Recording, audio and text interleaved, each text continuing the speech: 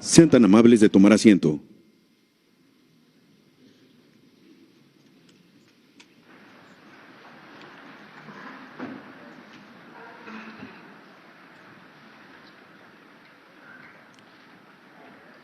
Preside esta ceremonia, conmemorativa al 106 aniversario de la promulgación de la Constitución Política de los Estados Unidos Mexicanos de 1917, el presidente de la República, licenciado Andrés Manuel López Obrador.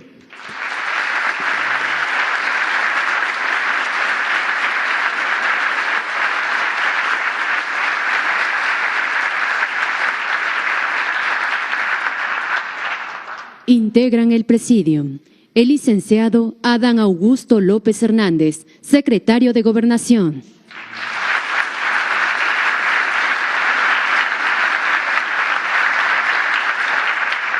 Licenciado Mauricio Curi González, gobernador constitucional del Estado de Querétaro.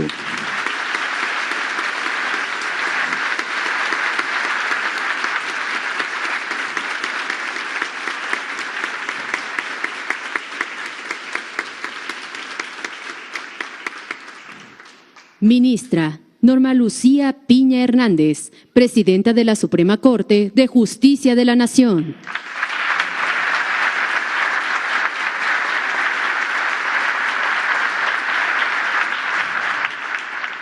Senador Alejandro Armenta Mier, presidente de la mesa directiva del Senado de la República.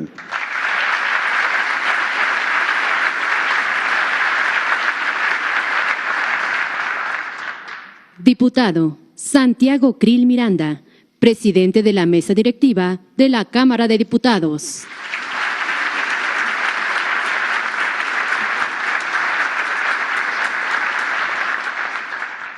Licenciada Leticia Ramírez Amaya, secretaria de Educación Pública.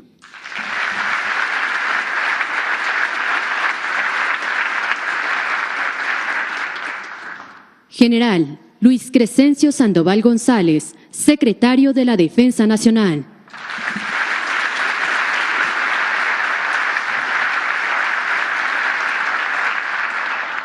Almirante José Rafael Ojeda Durán, secretario de Marina.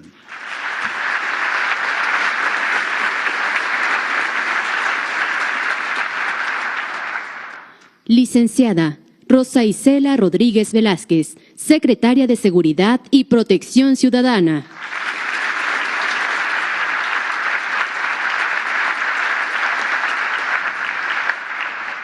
Y doctor Rogelio Ramírez de la O, secretario de Hacienda y Crédito Público.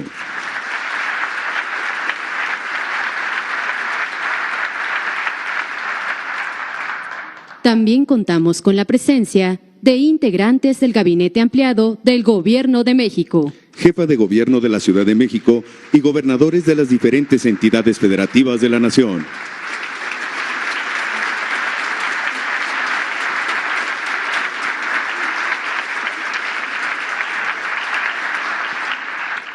diputados federales y senadores de la República.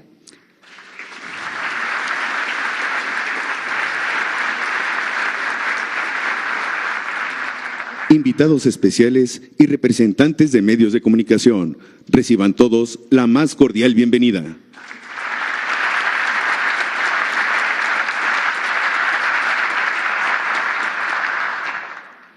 El licenciado Mauricio Curi González, gobernador constitucional del Estado de Querétaro, hará uso de la palabra.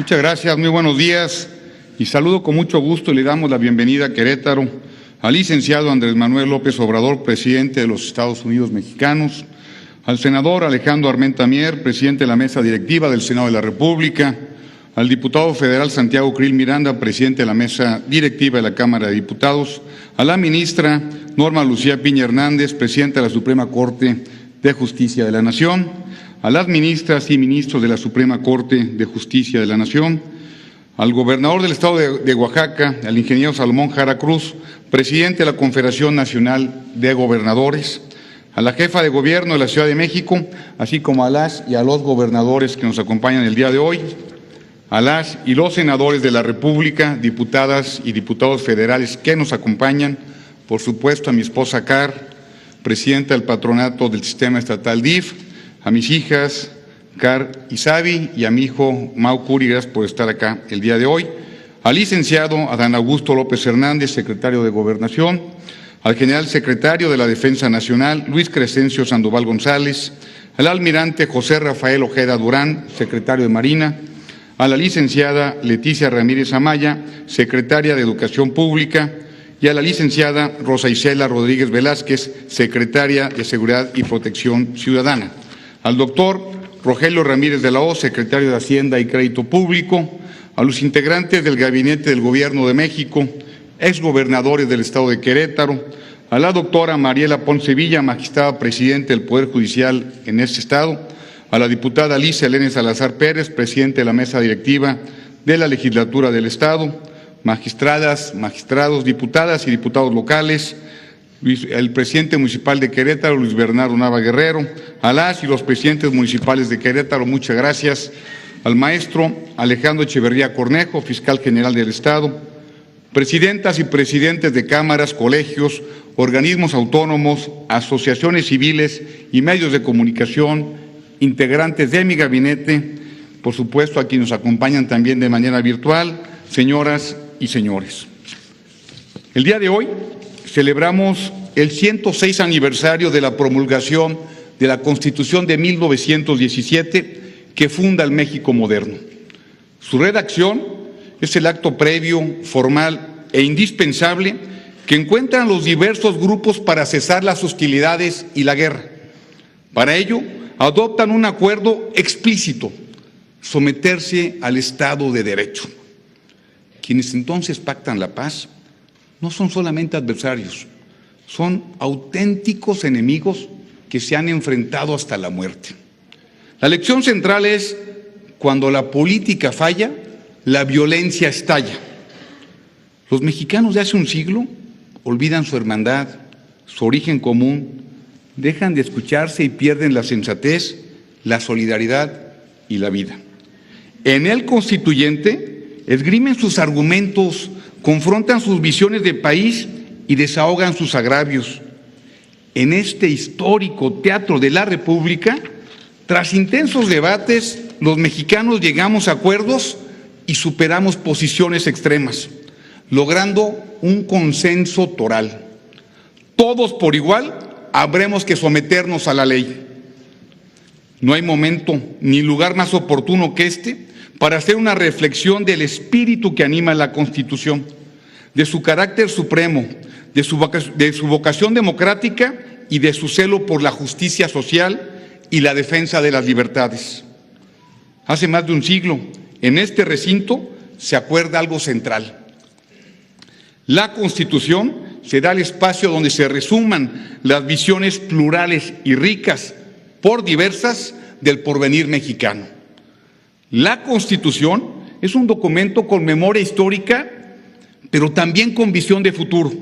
Es un texto revolucionario y lo es paradójicamente porque además de introducir transformaciones radicales, no avasalla, concilia, retoma el espíritu soberano y libertario de los sentimientos de la nación, que es el Estado federal, y el disfrute de libertades de la Constitución de 1824, y el carácter laico del Estado, y el reconocimiento de los derechos del hombre como base de las instituciones sociales de la Constitución del 57.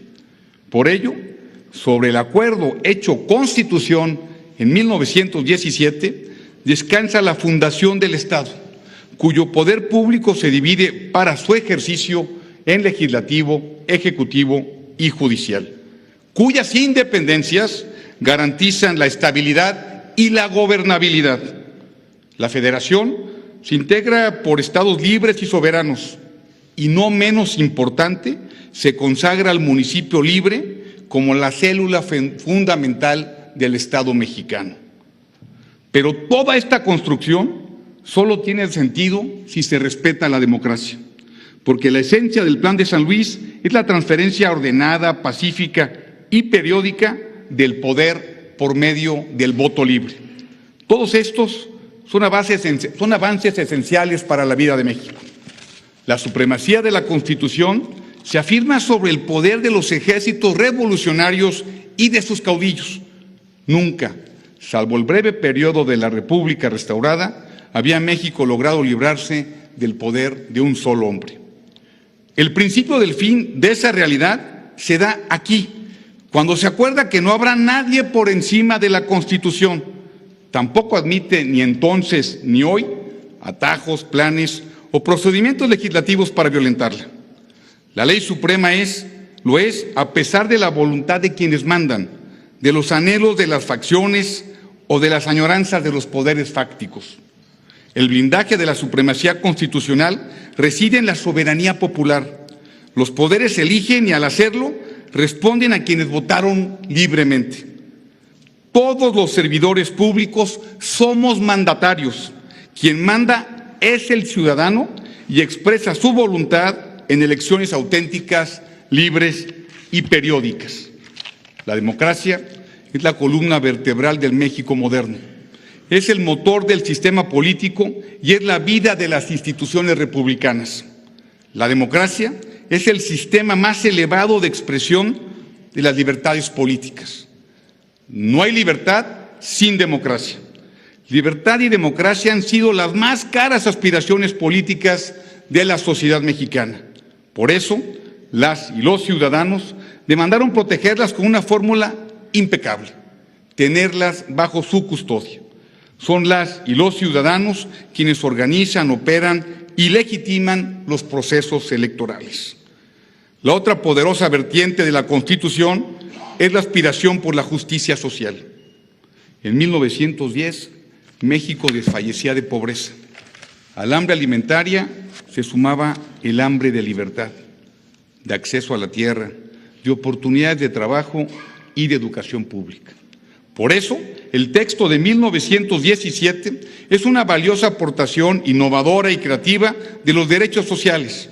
La distribución de oportunidades se da otorgándole a las y a los mexicanos la posibilidad de alimentarse, de trabajar y tener un patrimonio, pero también de estudiar, de organizarse gremial y políticamente, de vivir con seguridad y con pleno acceso a la justicia.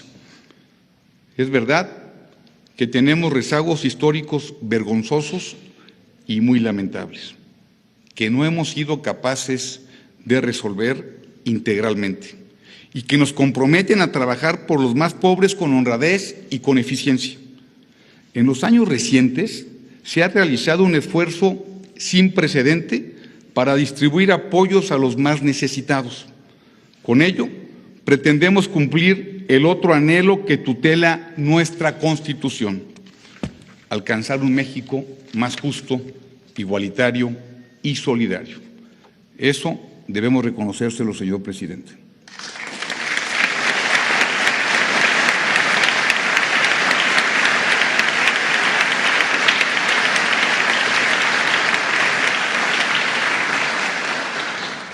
Profundizar, ensanchar y apresurar el disfrute de la igualdad y la justicia en todos los hogares mexicanos requiere de la concordia nacional y una creciente participación ciudadana. Un país que se construya de abajo hacia arriba. Debemos trabajar por alcanzar mayores espacios de igualdad material, sin sacrificar en lo más mínimo las libertades políticas y respetando siempre la dignidad humana. No ha habido, no hay y no habrá igualdad social sin libertad y pluralismo político. La democracia que no es libre se marchita. La libertad que no se ejerce se pierde. Celebrar la Constitución demanda principalmente respetarla. Hoy es un muy buen día para hacer un ejercicio de memoria, pero también de imaginación colectiva, de reflexión, pero también de determinación y de compromiso. La memoria nos demanda recordar que la injusticia que imperaba en el México de 1910 no daba espacio para la oposición política ni para la renovación pacífica de los poderes. Esto se traduce en la proclama democrática: sufragio efectivo, no reelección. Los días que vivimos nos urgen a restablecer la convivencia pacífica y respetuosa como método para lograr el consenso, y el consenso como medio para la concordia y la armonía social. Y la unidad de los mexicanos nos van a permitir conseguir mayores niveles de libertad, igualdad y justicia. Es momento de poner énfasis en todo aquello que nos une y nos hermana, que no es poco y no es menor. Señor presidente, señoras y señores, sean ustedes bienvenidos a Querétaro. Hoy, que se dan cita a los poderes constituidos del Estado mexicano, deseo reiterar ante la nación nuestro compromiso de guardar y hacer guardar la Constitución política de los Estados Unidos mexicanos y fortalecer el Estado de Derecho. Muchas gracias.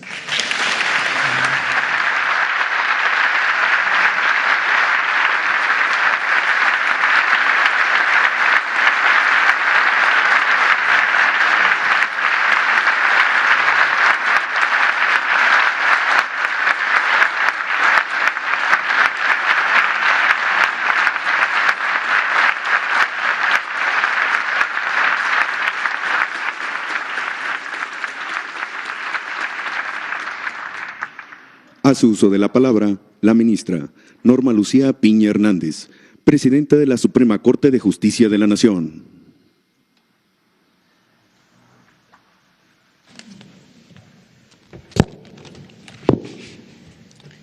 Distinguidos miembros del Presidium, ministras y ministros que aquí presentes, consejeras y consejeros de la Judicatura Federal también aquí presentes.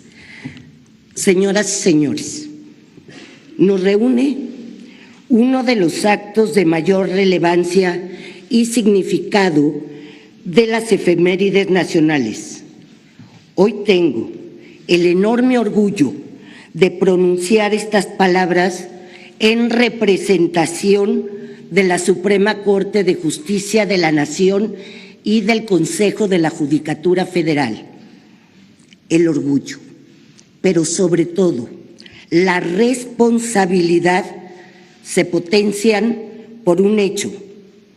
Por primera ocasión en nuestra historia, una mujer preside el Poder Judicial de la Federación.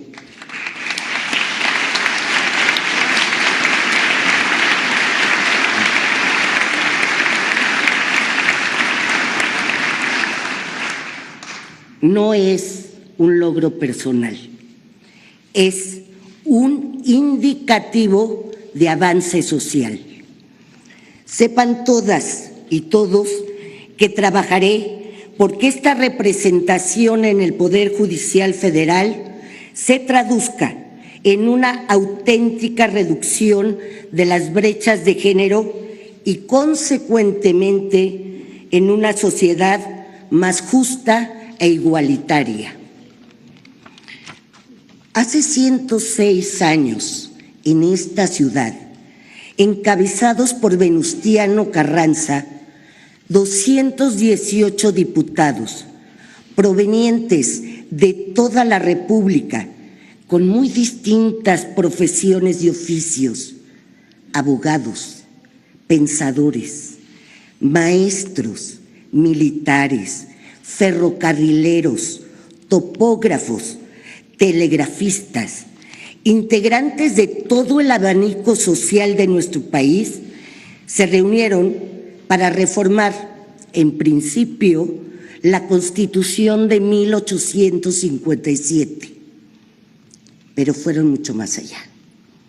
Encauzaron las reivindicaciones sociales emanadas de la Revolución Mexicana, dando luz en el mundo a un pionero constitucionalismo social. Repito las palabras de Donato Bravo Izquierdo, diputado constituyente.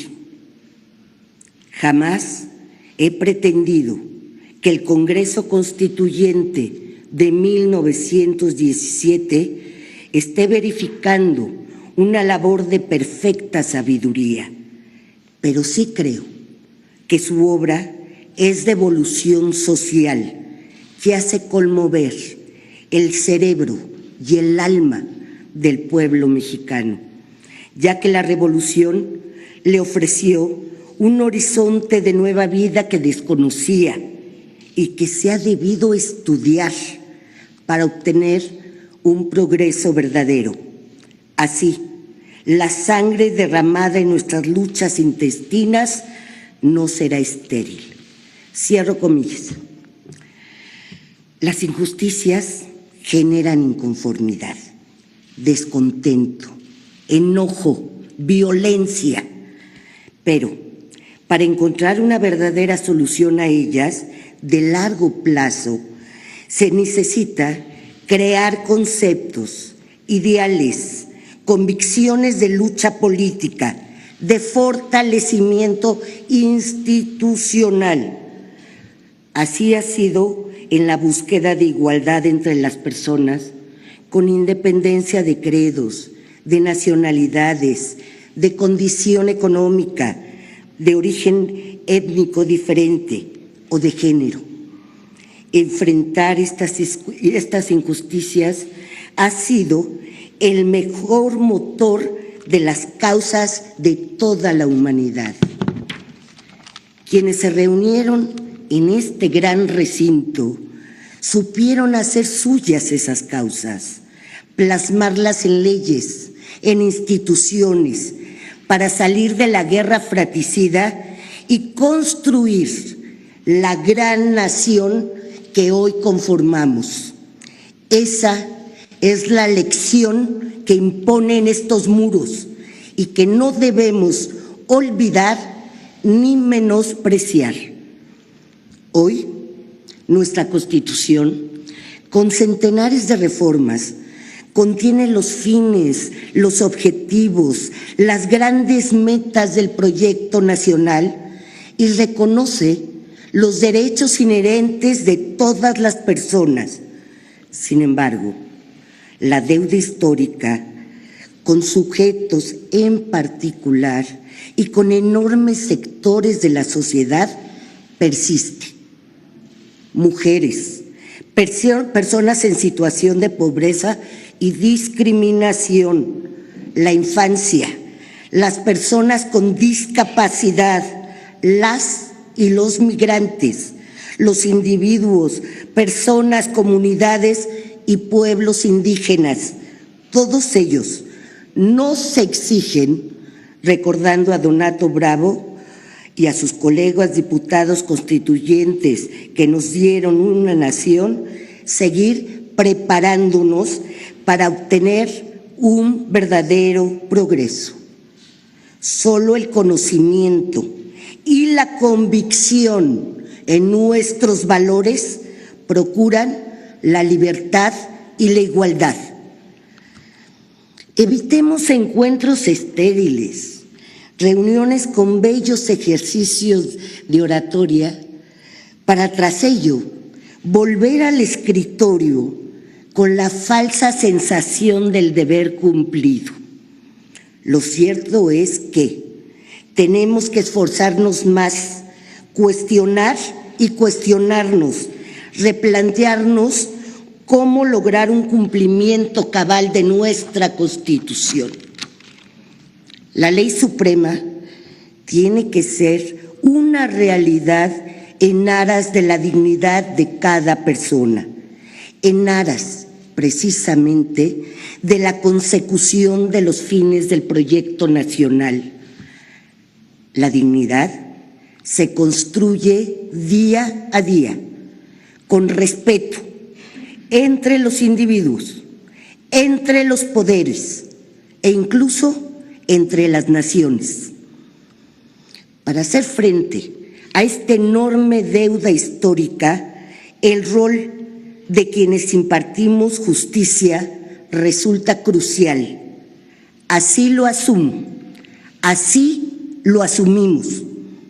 Nuestra principal responsabilidad es garantizar el acceso a la justicia, viendo por la dignidad humana a través de la promoción, protección, respeto y garantía de los derechos humanos contenidos en nuestra Constitución, conforme al paradigma de la centralidad de los derechos humanos, el Poder Judicial, guiado por la Constitución, no solo resuelve las controversias, no solo pacifica los conflictos, sino que también promueve y cataliza el cambio social. No es accidental que en el vestíbulo principal de la Suprema Corte de Justicia de la Nación esté grabado el apotegma: somos siervos de la ley suprema para poder ser libres.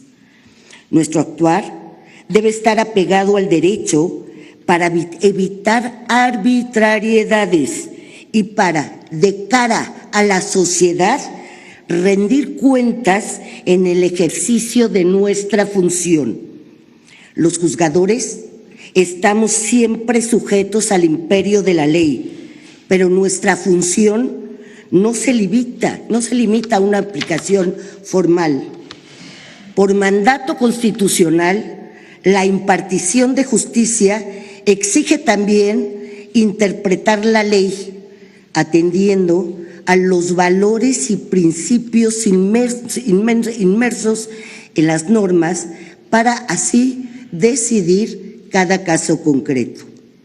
Esta importantísima labor la realizamos como seres sociales insertos en una cultura política con diversos perfiles éticos que se proyectan inevitablemente en nuestra labor. La diversidad entre quienes impartimos justicia no solo es inevitable, es deseable. Es sano y necesario ponderar la actividad de los jueces en virtud de las resoluciones que emiten y nunca perder de vista la independencia judicial, la de los juzgadores y la de uno de los poderes constitutivos de la República. Una judicatura independiente es pilar de nuestra democracia, es el legado que nos transmite nuestra ley fundamental. Tenemos la responsabilidad de preservarla y fortalecerla. De lo contrario, corremos el riesgo de mermar esta garantía en detrimento de las propias personas que nos demandan justicia. La independencia judicial no es un privilegio de los jueces, es el principio que garantiza una adecuada impartición de justicia para hacer efectivas las libertades y la igualdad de las y los mexicanos. La independencia judicial es la principal garantía de imparcialidad del Poder Judicial, siempre en beneficio de la sociedad. Señoras y señores, como ley suprema, la Constitución es un inmenso y muy poderoso manto protector de certeza, de confianza, de seguridad y sobre todo de unión entre las y los mexicanos.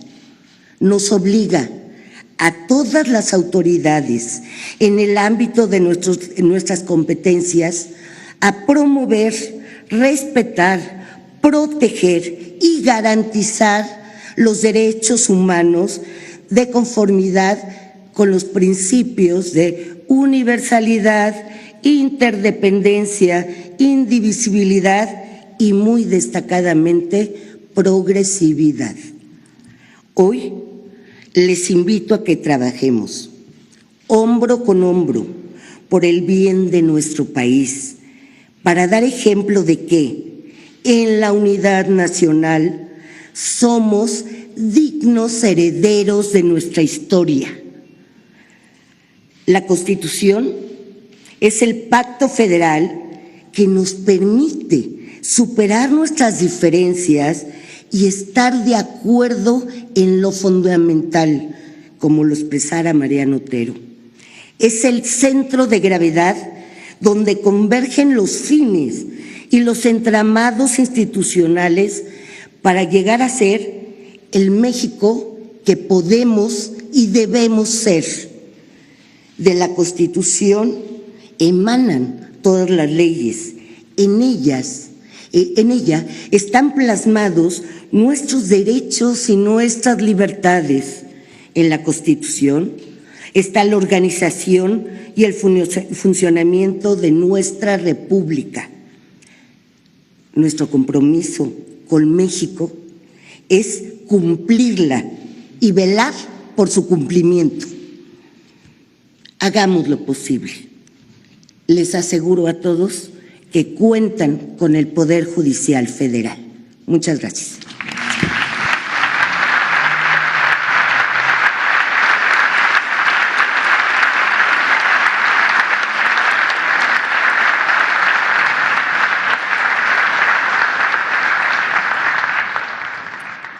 El diputado Santiago Krill Miranda, presidente de la mesa directiva de la Cámara de Diputados, hará uso de la palabra.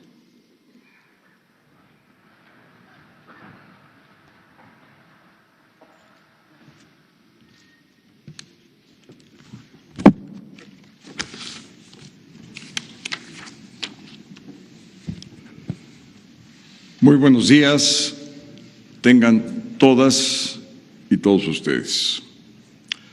Presidente constitucional de los Estados Unidos mexicanos, ministra presidenta de la Suprema Corte de Justicia de la Nación, presidente del Senado de la República, secretario de Gobernación, gobernador constitucional del Estado de Querétaro, integrantes del Presidium, señoras y señores. El México independiente nace de un diálogo entre dos personas muy distintas, Guerrero e Iturbide. Sus orígenes, formación y temperamentos en nada se parecen. Aún así, el diálogo prosperó, sus diferencias se superaron, la independencia se logró, pero no la paz. El fallido imperio de Iturbide rompe ese diálogo, apenas hubo tiempo para recomponerlo y acordar el acta constitutiva y la Constitución de 1824. Tampoco la paz se aseguró. Federalistas y centralistas prefirieron el diálogo y los acuerdos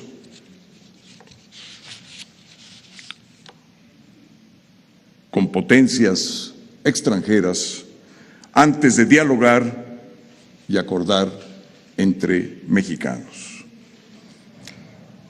La revolución de Ayutla termina con la infausta dictadura de Santana y apenas el diálogo alcanza para acordar la Constitución del 57. Y con ella, simultáneamente, empieza la Guerra de Reforma. Cuando concluye, la paz tampoco se sostiene. La lucha continúa para combatir la intervención francesa y el imperio usurpador. Durante la accidentada vigencia de la Constitución del 57, surgen los excesos reeleccionistas. Primero con Juárez, justificados por la intervención extranjera, aunque luego volvió a reelegirse en 1871. Díaz hace de la reelección una forma de gobierno. Su régimen se transforma en una dictadura que no dialoga, no acuerda y provoca la revolución maderista.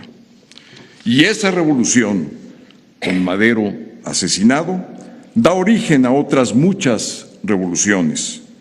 Primero, justificadamente en contra de Huerta. Después, entre los mismos revolucionarios, lo que deriva en una guerra fratricida. En la Convención de Aguascalientes, los revolucionarios buscan un nuevo entendimiento, pero el diálogo y los acuerdos tampoco fructificaron. Finalmente, la revolución constitucionalista triunfa con Venustiano Carranza, quien convoca a un nuevo constituyente después de un intenso debate entre moderados y radicales. Se acuerda finalmente la Constitución de 1917, la cual inaugura una nueva época en la historia de nuestro derecho constitucional, pero también en la historia del mundo. Los constituyentes superaron sus intereses de facción, tuvieron la inteligencia y el carácter para pasar de los adjetivos hirientes a los sustantivos catalizadores de acuerdos, transitaron de la diatriba al argumento y de las armas a la Constitución. El diálogo triunfó sobre la división y eso es precisamente lo que hoy celebramos. La Constitución de 1917 fue la primera del siglo XX en incluir los derechos sociales, una educación pública, obligatoria, gratuita, laica, la subordinación de la propiedad privada al interés general y el sometimiento del capital a los derechos de los trabajadores. Al poco tiempo de su promulgación, los revolucionarios volvieron a desdeñar el diálogo. Sus causas se frustraron y la disputa por el poder se encarnizó. La violencia cobró la vida de casi todos los liderazgos revolucionarios, además de las de Madero y Pino Suárez al inicio de la lucha. Cegó las vidas de Zapata, Ángeles, Carranza, Villa, Obregón y muchos más. Concluida la revolución, la paz se volvió a quebrar.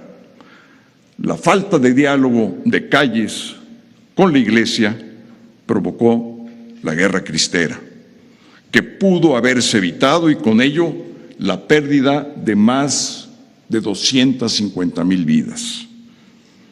Terminado el conflicto religioso, el país se pacifica, pero no a través de la visión maderista, sino mediante la imposición de una nueva hegemonía.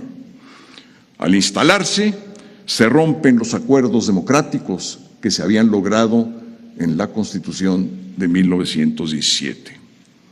La nueva hegemonía no dialoga, impone, simula, se arropa en el principio de la no reelección, crea un partido que dura en el poder más del doble del tiempo que el de la dictadura de Díaz.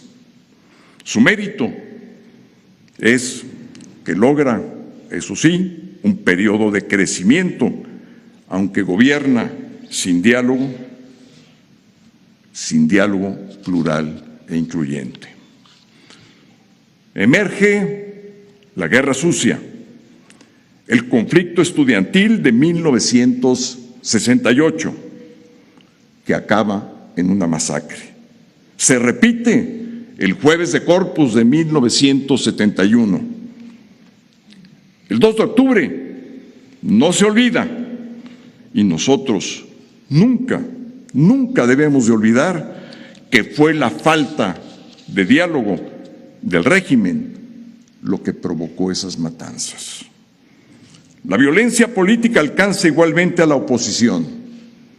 Los conflictos postelectorales de los años 70 y 80 también cobraron muchas vidas.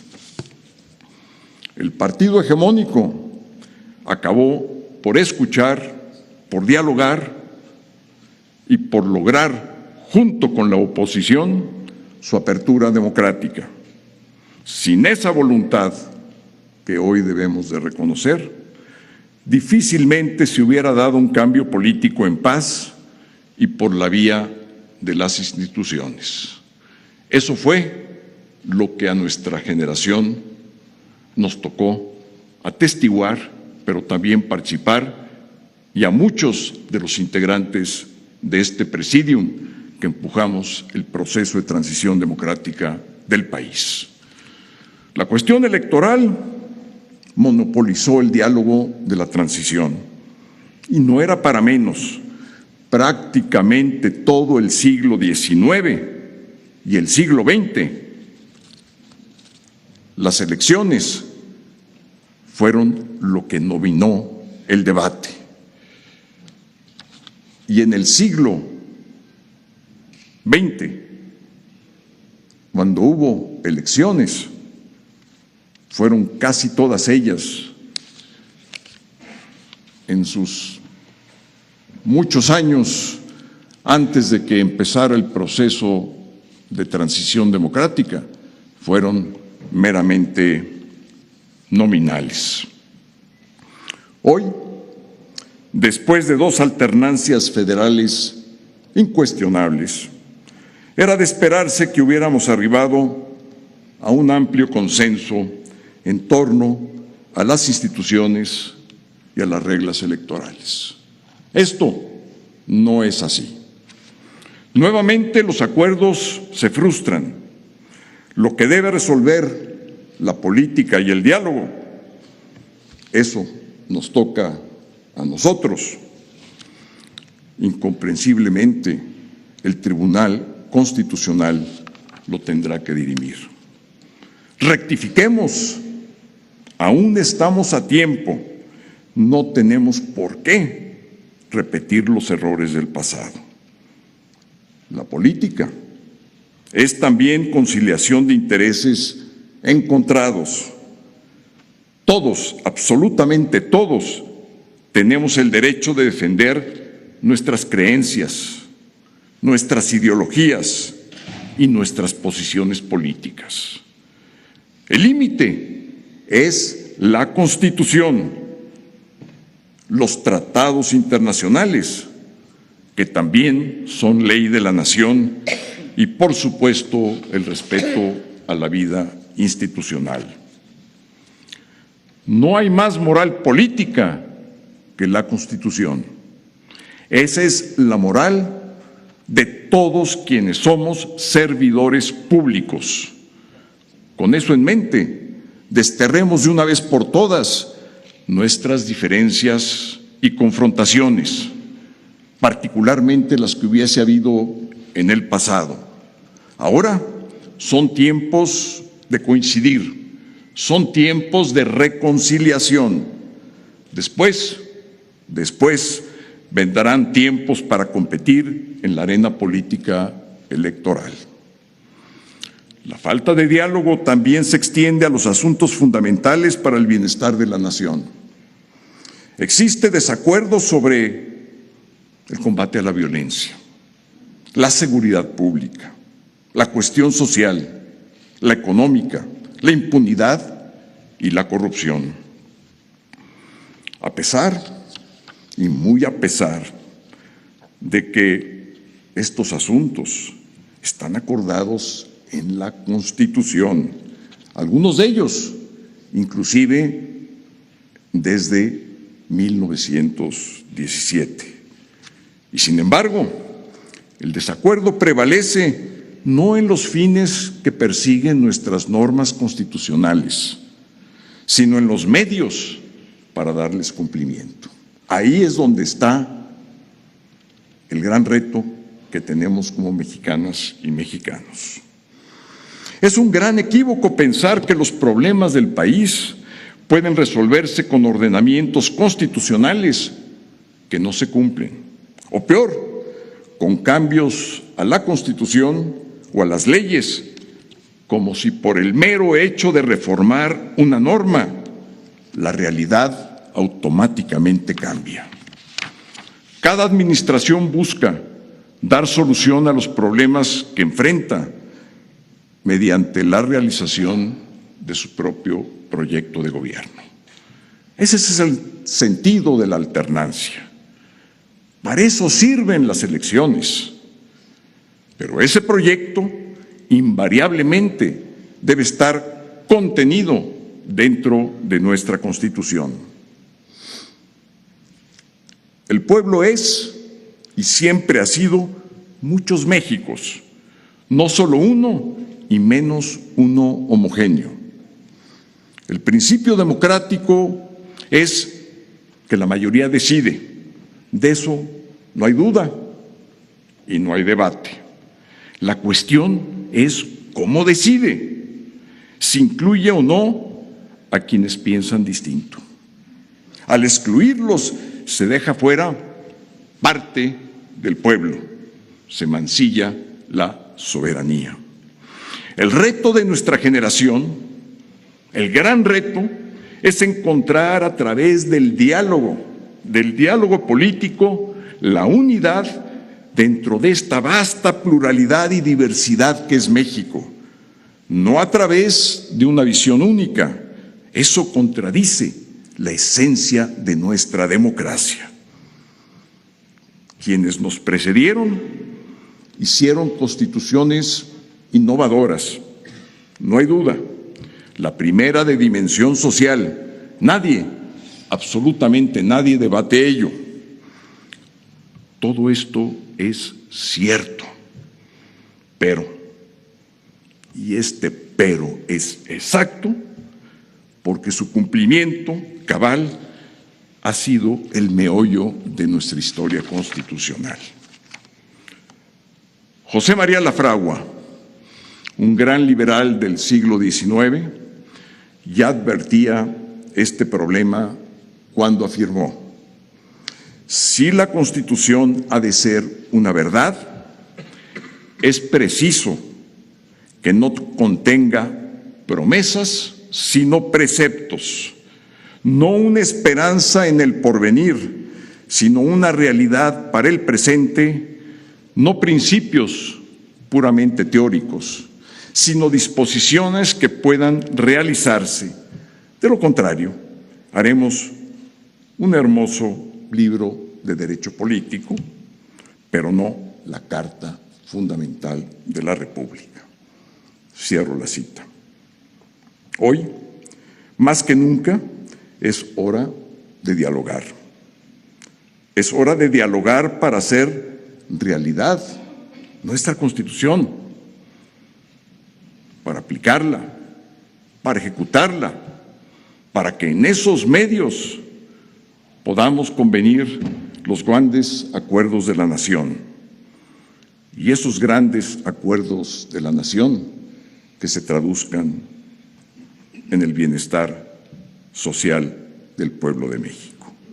Esa es la mejor manera de honrar nuestra Constitución de 1917, promulgada un día como hoy, hace 106 años. Muchas gracias.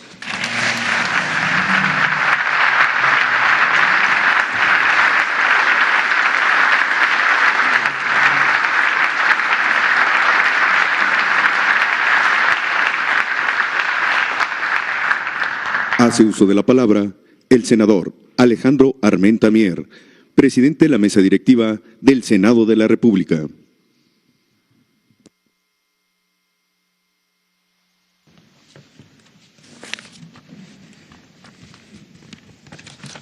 Ciudadano presidente de los Estados Unidos mexicanos, Andrés Manuel López Obrador.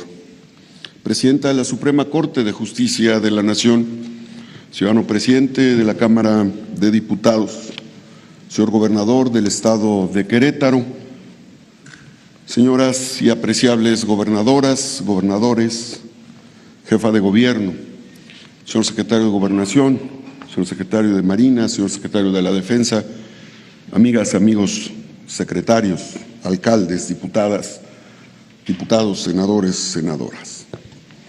A 106 años de la promulgación de nuestra Constitución, esta Constitución del 17 se consolida como la base de la estructura, organización y funcionamiento de la República y expresión de los derechos fundamentales de las y los mexicanos. Este proceso ha tenido varias etapas innegables históricamente. Durante la independencia y la etapa de reforma, muchos hombres y mujeres que no describe la historia, que están en el anonimato, nacionalistas y liberales, materializaron los sentimientos de una sociedad que luchó por su independencia y soberanía. La separación del Estado y la Iglesia fue tan importante como lo es hoy y será en el futuro la separación del poder económico y del poder político para el beneficio de las y los mexicanos. La Constitución del 17 sí incluyó por primera vez en su texto el derecho a la educación, al trabajo, a la seguridad social, a la tierra. Los movimientos sociales de esa etapa revolucionaria quedaron plasmados en ese año en la Constitución. En este mismo recinto donde hoy nos encontramos, se protestó y firmó la Constitución que inscribió garantías y derechos humanos y proclamó la soberanía. En ese entonces, todos los constituyentes eran hombres. Hoy es una realidad, hay paridad de género y estamos avanzando en nuestra país. A partir del 2018, por mandato soberano de más de 30 millones de mexicanos, ha iniciado la cuarta etapa de la transformación de México. El presidente de la República, Andrés Manuel López Obrador, encabeza, acompañado del Poder Legislativo y sin menoscabo de la independencia entre los poderes públicos, esta fase histórica en nuestra nación. Las siguientes reformas constitucionales son el reflejo del humanismo mexicano que caracteriza esta cuarta etapa transformadora. Aprobamos en el Congreso la Ley de Austeridad Republicana, reclamo de los mexicanos. Aprobamos una nueva reforma educativa, creamos la Ley de Economía Circular para proteger la vida del planeta. Creamos la Ley de la Guardia Nacional. Reformamos la Ley General de Salud respecto al etiquetado nutricional. Somos el primer país en el mundo en obesidad infantil, el segundo lugar en obesidad en adultos mayores y la segunda causa de muerte en México es la diabetes mellitus. Reformamos el artículo 108 y 111 para la revocación del mandato. El pueblo pone y el pueblo quita. Reformamos el artículo 4 para convertir las dádivas en derechos a favor de los adultos mayores, las personas con discapacidad y los jóvenes. Reformamos en materia de salario mínimo y dimos vacaciones dignas. Reformamos los derechos en materia de mujeres y de niños. Las reformas que hemos construido con el presidente de la República buscan eliminar el presidencialismo abusivo y materializar la separación del poder económico del poder político. Por eso aprobamos el artículo 19 de la Constitución en su reforma para declarar como delito grave el fraude electoral, la corrupción y el robo de hidrocarburos, sinónimo de la corrupción del régimen presidencial. Logramos la ley de extinción de dominio. Se creó la ley contra las empresas fantasmas y facturación falsa, base del saqueo fiscal a la patria que tanto llena de indignación a la población. Creamos la ley del juicio político y reformamos el artículo 28 de la Constitución para eliminar la condonación de impuestos que solo beneficiaba a las empresas e intereses extranjeros. Estas reformas, todas estas reformas, sin un constituyente, son el resultado del movimiento social que encabezó el presidente Andrés Manuel López Obrador. Por eso, afirmo categóricamente como presidente del Senado que el humanismo mexicano, expresado por el Ejecutivo Federal, es un concepto válido, sustentado en la razón jurídica y en la esencia de todas estas modificaciones que hemos hecho a favor de las y los mexicanos.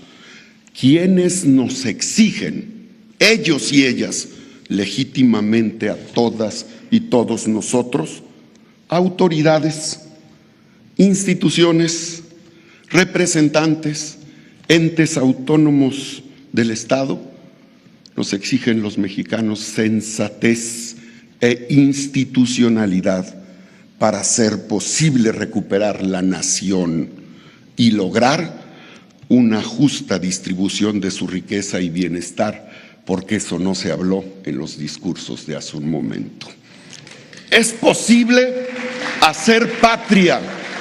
Sí, sí es posible hacer patria y hacer el bien en México si nos conducimos con estricto sentido a la aplicación del artículo 1 de la Constitución que señala: todas las autoridades en el ámbito de nuestras competencias tienen la obligación de promover, de respetar, de proteger y garantizar los derechos humanos, de conformidad con esos principios de universalidad, independencia y progresividad.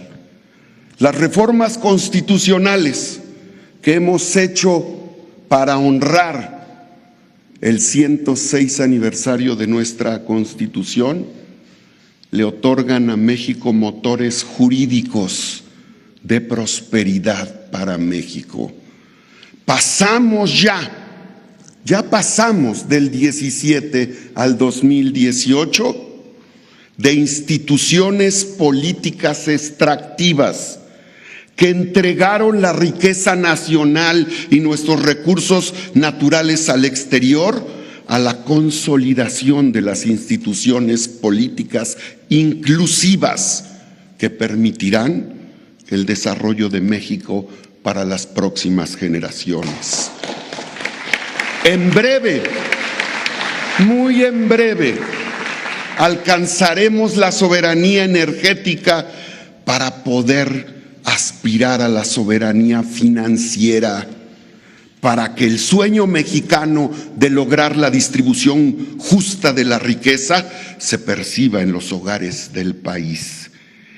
Esa, señoras y señores, es la esencia concreta que inspiró a los fundadores de nuestra patria y a los reformadores de nuestras instituciones, que hoy nos convocan a compartir el 106 aniversario de la Constitución Mexicana de 1917. Muchas gracias.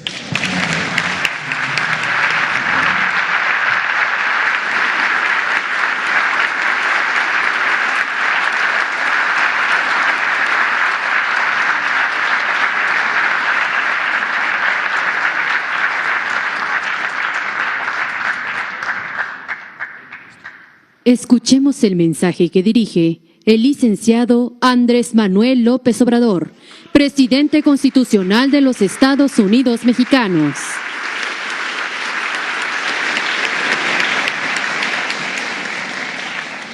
Ciudadano gobernador Mauricio Curi González, representantes de los poderes judicial y legislativo, gobernadoras, jefa de gobierno, gobernadores, servidores públicos federales, estatales, amigas, amigos todos. La Constitución de 1917 se inspira, como sabemos, en los principios de libertad de conciencia y manifestación de ideas,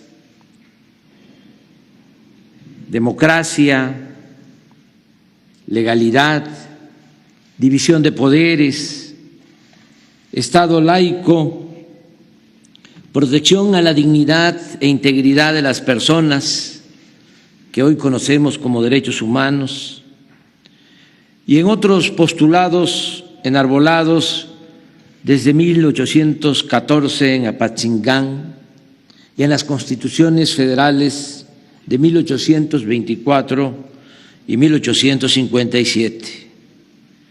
Sin embargo, lo verdaderamente original de la Constitución del 17 dimana de los anhelos de libertad, justicia y soberanía del pueblo que luchó en la Revolución de 1910 contra la dictadura porfirista.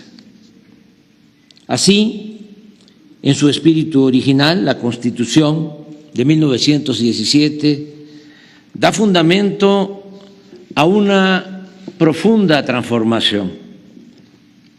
Establece el derecho a la educación gratuita, la igualdad, la democracia, la defensa de los trabajadores del campo y la ciudad, el derecho de los campesinos a la tierra, el dominio directo de la nación sobre el subsuelo y el predominio del interés público.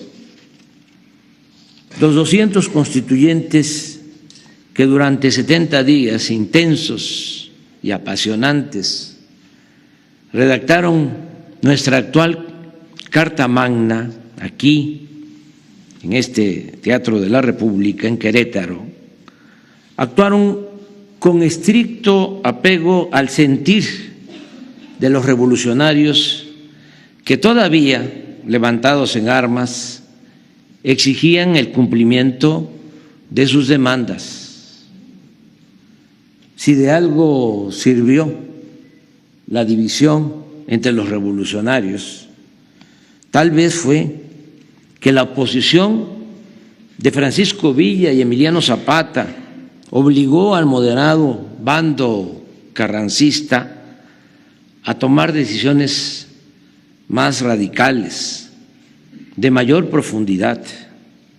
Recordemos que cuando Villa y Zapata llegan a la Ciudad de México y Venustiano Carranza traslada la jefatura del gobierno constitucionalista a Veracruz, los gobernadores que le respaldaban comenzaron a expedir bajo su orientación decretos para abolir hasta entonces, después de más de 100 años, la esclavitud de los peones de las haciendas. Y el 6 de enero de 1915 se proclamó en ese puerto la ley agraria para entregar la tierra a los campesinos.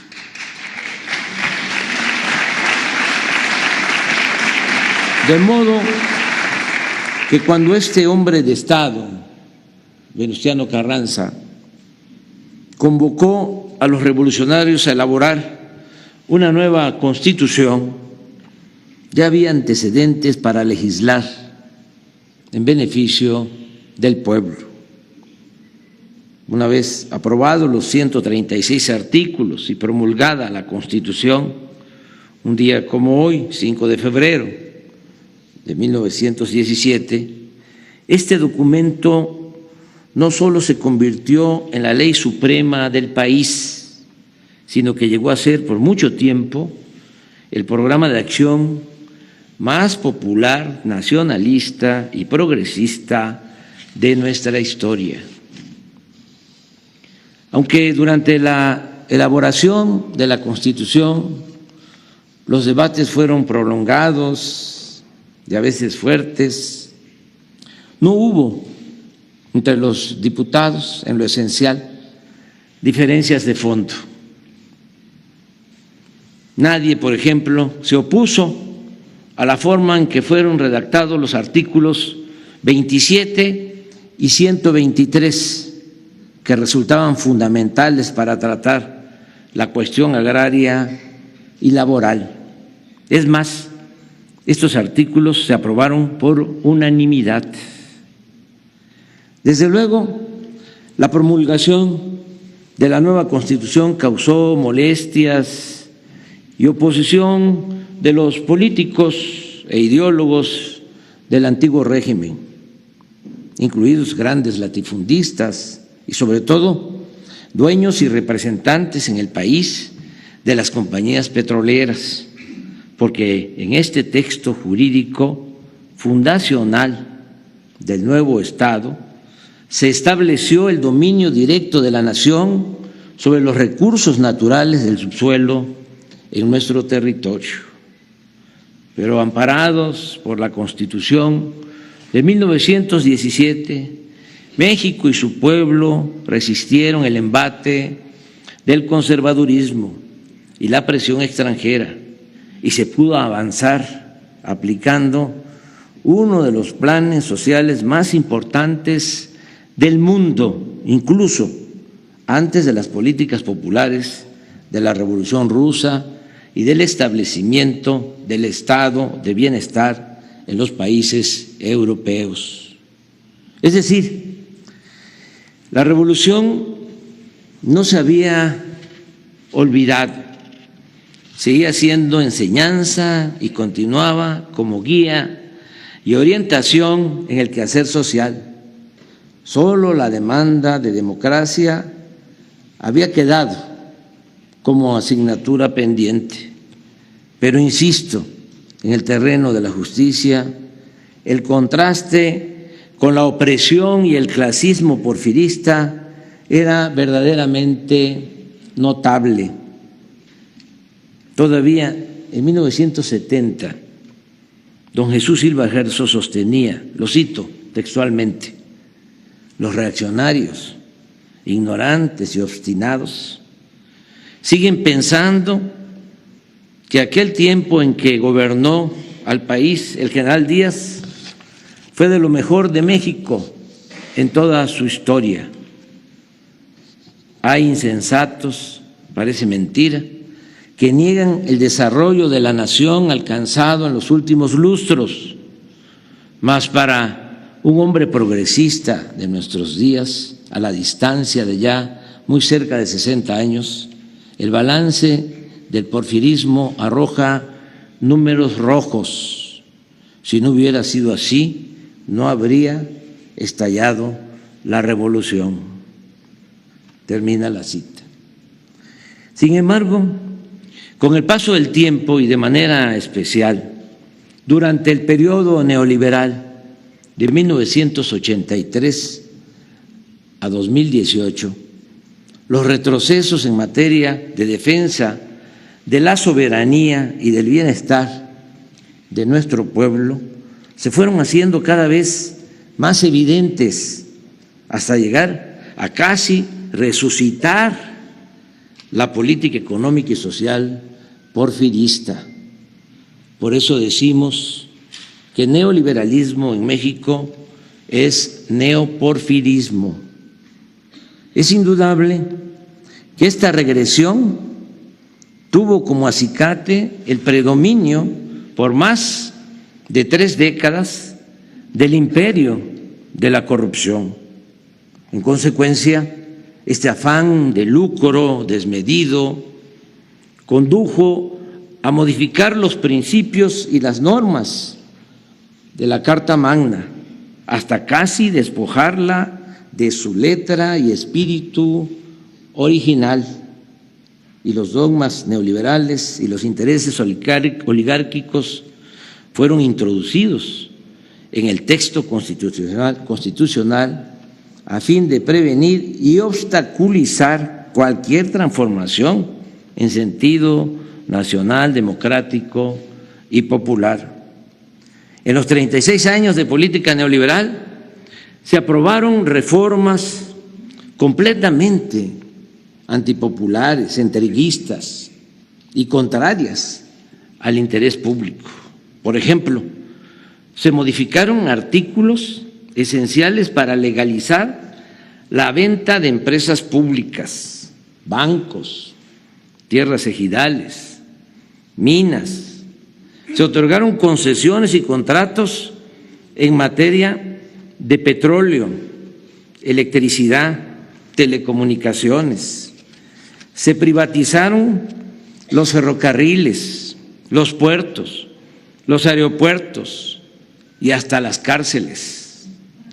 Se limitó la gratuidad de la educación pública. Se aumentaron impuestos para la mayoría de los consumidores, mientras se condonaban pagos a grandes contribuyentes. Se aprobaron leyes para convertir deudas privadas en deuda pública. Se entregó a particulares el manejo de las pensiones de los trabajadores y hasta las guarderías del Seguro Social. Se redujo el salario mínimo como no sucedía desde el Porfiriato y se consagró como gobierno una democracia, se instauró como gobierno una democracia simulada, operada y controlada por políticos y tecnócratas afines y dependientes, empleados de los grandes poderes económicos. En fin, es raro encontrar, y los convoco a que lo investiguen, es raro encontrar en el periodo neoliberal una reforma a la Constitución en beneficio del pueblo. Todo,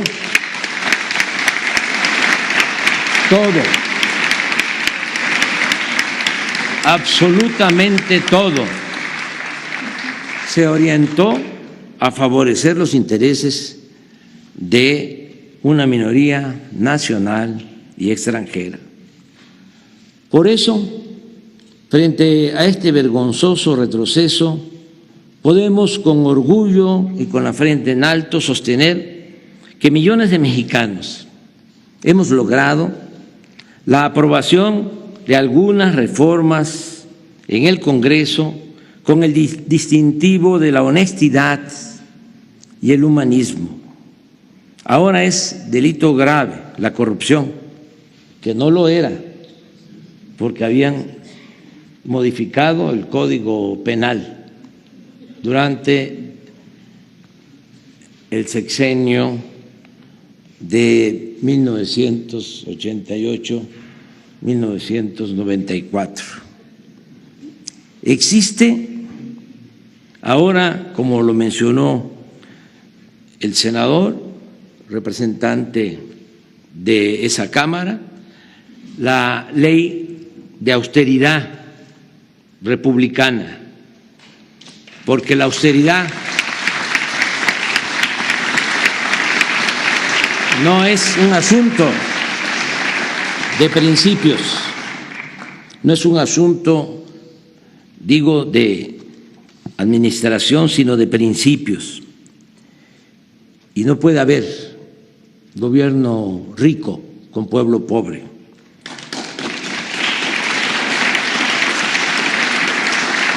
Se aprobó, y le agradezco mucho a los legisladores, la ley de extinción de dominio para recuperar y devolver al pueblo lo robado.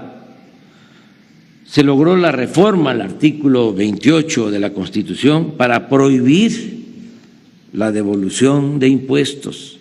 Esto nos ha significado ingresos para la hacienda pública del orden de 200,000 millones de pesos al año.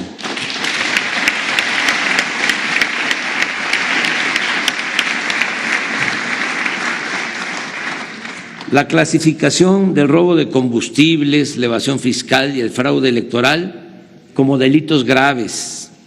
La eliminación del fuero al presidente para que pueda ser juzgado en funciones como cualquier otro ciudadano y por cualquier delito. La revocación del mandato, la consulta popular, la nueva ley laboral que garantiza el voto libre, secreto, directo en los sindicatos, la ley de salud para otorgar a todos los mexicanos atención médica y medicamentos gratuitos.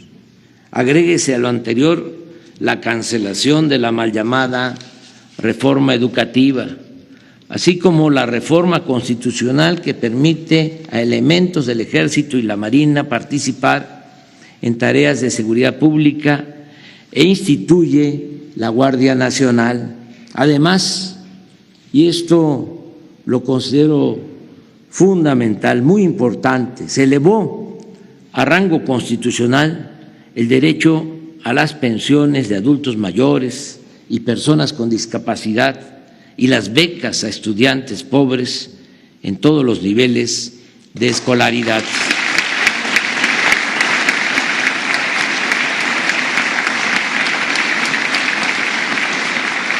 Permítanme leerles el texto del artículo 4 transitorio de la Constitución que trata sobre este importante asunto. Dice así: el monto de los recursos asignados en el presupuesto de egresos de la Federación y en el presupuesto de las entidades federativas del ejercicio fiscal que corresponda para los programas de atención médica y medicamentos gratuitos, de apoyo económico para personas que tengan discapacidad permanente, de pensiones para personas adultas mayores y de becas para estudiantes que se encuentren en condiciones de pobreza, no podrá ser disminuido en términos reales respecto del que se haya asignado en el ejercicio fiscal inmediato anterior. Esto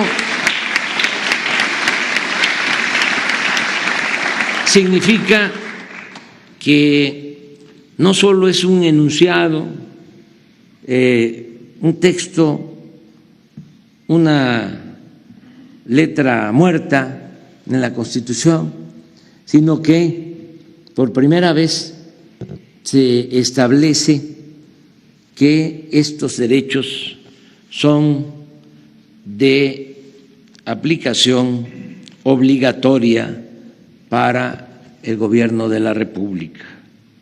Amigas y amigos, debemos seguir luchando por los ideales de la Revolución Mexicana, consagrados en la Constitución de 1917. No dejar de insistir en abolir por la vía legal y democrática las reformas contrarias al interés público impuestas durante el periodo neoliberal, continuar proponiendo cambios al marco legal en beneficio del pueblo, hasta devolver a nuestra ley máxima toda la grandeza de su humanismo original. La política es hacer historia, es transformar, y ello implica pugnar siempre por lo que es justo y parece imposible de alcanzar. Si no se lucha en forma sostenida por convertir los sueños en realidad, no hay práctica política que valga la pena. ni transformación posible, ni diferencia sustancial entre la vida y la nada. La Constitución de 1917 no ha muerto, vive en la transformación del México libre, justo, igualitario, democrático y fraterno de nuestros días. ¡Viva la Constitución de 1917! ¡Viva, ¡Viva Querétaro! ¡Viva, ¡Viva la República! ¡Viva, ¡Viva México! ¡Viva México! ¡Viva México!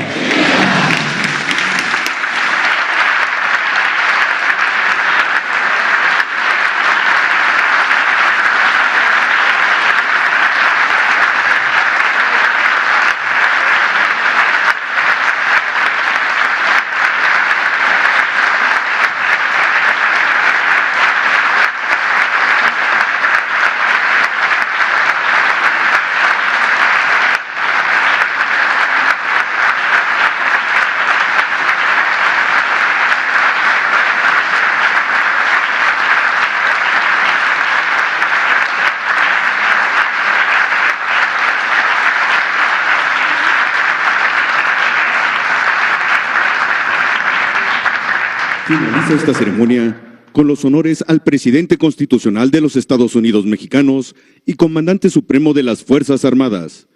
Se les invita a entonar nuestro himno nacional.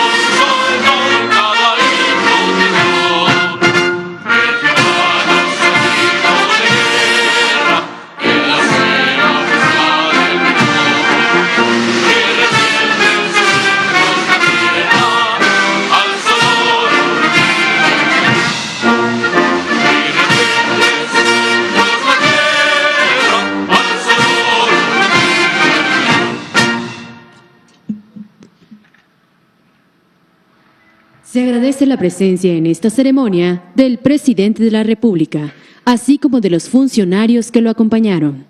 Que tengan todos una excelente tarde.